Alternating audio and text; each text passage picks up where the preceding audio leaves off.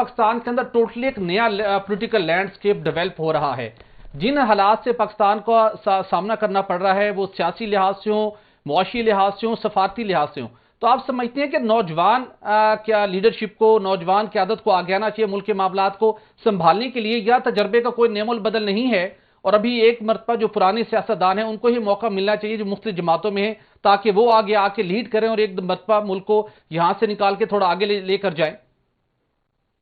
नहीं, देखें यहाँ पे दो बातें। एक तो वो वाले नौजवान सियासतदान है जो सियासतदानों के घरों में पैदा होते हैं, उनको और क्या तजर्बा चाहिए होता है। जब वो अपने बाप को, अपनी माँ को शुरू से देखते हैं 35 साल 30 साल, तो वो पॉलिटिक्स के अंदर ही ग्रोन अप होते हैं। उनका कोई वो डॉक्टर या इंजीनियर नहीं बनना चाहते, they want to be in politics for all purposes. एक तो वो नौजवान है। एक वो नौजवान है जो हमारी तरह नीचे से वर्कर होकर ऊपर आते हैं, उनको तो अभी तक कोई मौका नहीं देता। उनकी उम्र किसी की 60 साल हो जाती है, किसी 50, उनको तो कोई पार्टी जो है अपने आगे आने का मौका बिल्कुल नहीं दिया। इस तरह उन्होंने कहा उस पार्टी, तो इस तरह नौजवान क़यादत को लाजमी आगे मौका देना चाहिए। उनकी देखें ना, आजकल की जो एनर्जी है, आजकल की जो डिजिटलाइजेशन है, या उनकी शार्पनेस है, आज से 60 साल पहले जो स्कूल होते थे वो आज हो सकता है उसकी लेवल ऑफ एजुकेशन वो ना हो। इसमें बहुत बड़ी चीज़ें होती हैं। तो अगर नौजवानों को मौका देना चाहिए, नौजवानों के अंदर जो है कैपेबिलिटीज़ हैं उनको तो हर फील्ड में मौका देना चाहिए। और नौजवान आप देखें ना, 60 साल का ब्यूरोक्रेट रिटायर होता है, वो कहे जी मेरा अब 60 साल की मेरी उम्र हो रही है, अब मैं फेडरल सेक्रेटरी हूँ, यार अब मुझे तजर्बा ज़्यादा है, मुझे अगले 10 सालों के लिए और आप फेडरल सेक्रेटरी रखें। इस तरह नहीं है।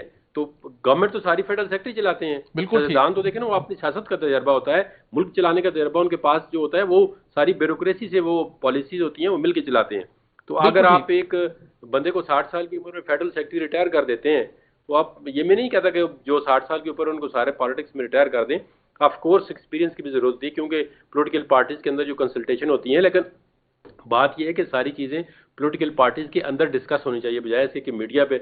अब यहाँ पे कोई भी पॉलिटिकल पार्टी है, उसके अंदर ना कोई रिफॉर्म्स है, ना कोई मीटिंग्स होती है, ना कोई मशवरा होता है, ना कोई डिस्कशन होती है। बस इधर तो हमें समझ नहीं आती कि पॉलिटिकल पार्टी जो है ना, वो आज दिन तक मुझे पता है कि 60 या 70% लोग जो हैं उनका अपनी पार्टियों का आइन ही नहीं पढ़ा होता। उनको पता ही नहीं होता कि पार्टी चलती किस तरह है, उसके आइन के अंदर क्या लिखा हुआ है, उसका मंशूर क्या है, किस तरह इंप्लीमेंट करना है। ये तो बस एक बिल्कुल ठीक। जदूर साहब, मैं आपसे ये जरूर जानना चाहूंगा, जो इस वक्त कानूनी आईनी मामला चल रहे हैं, जिस तरीके से सियासी मामला आगे बढ़ रहे हैं, उस कॉन्टेक्स्ट में जब आसिफ अली जरदारी साहब ये कहते हैं, जो कि एक सियासत के बड़े मंझे हुए खिलाड़ी हैं, कि आइंदा जो हुकूमत होगी वो कौमी हुकूमत बनेगी, आपको क्या वाकई यही दिखाई दे रहा है कि आइंदा कौमी हुकूमत बनेगी? और अगर कौमी हुकूमत बन गई तो क्या फिर हमें ये तस्वुर करना चाहिए कि पाकिस्तान तरीके इंसाफ भी, जो भी उसका साइज होगा, वो भी फिर कौमी हुकूमत का हिस्सा होगी? कुछ ऐसे मुमकिनात हो सकते हैं आने वाले दिनों में?